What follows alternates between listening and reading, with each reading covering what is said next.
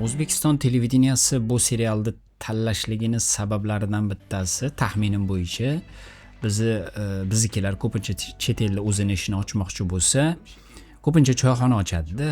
Osh, somsa, ko'g'op shunga o'xshagan narsalarni nima qilib O'zbekiston milliy taomlarini ko'rsatishga harakat qiladi chet elga. Shuni orqasidan pul topishga harakat qiladi.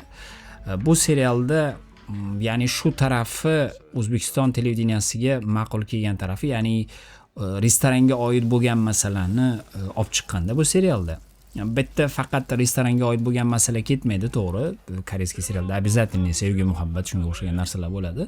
U ham bor, lekin bitta bu qanday tushuntirsam, bu ajoyib, bu serialda ajoyib qilib turadigan narsasi yangi kelgan povor, yangi chef povor o'zini boshqarib turgan qo'l ostidagi ishchilarida qiz bola bo'lishini, ayol kishi bo'lishligini istamaydi adashmasam, faqat erkaklar bo'lsin deydi.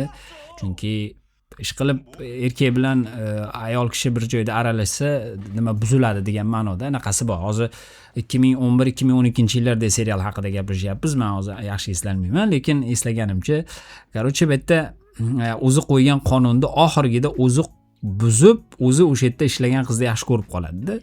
Shunaqa nimasi bor. Juda interesniy serial. Ko'rishni tavsiya qilgan bo'lardim. Qiziq joylari ko'p. Birovlar restoranda boshqarish, o'sha yerdagi restoranda o'zini ichki muammolari, yana turli ishchilarning muammolarini umuman ko'rishligingiz mumkin. Juda qiziq serial. Ko'rishlikni tavsiya qilgan bo'lardim.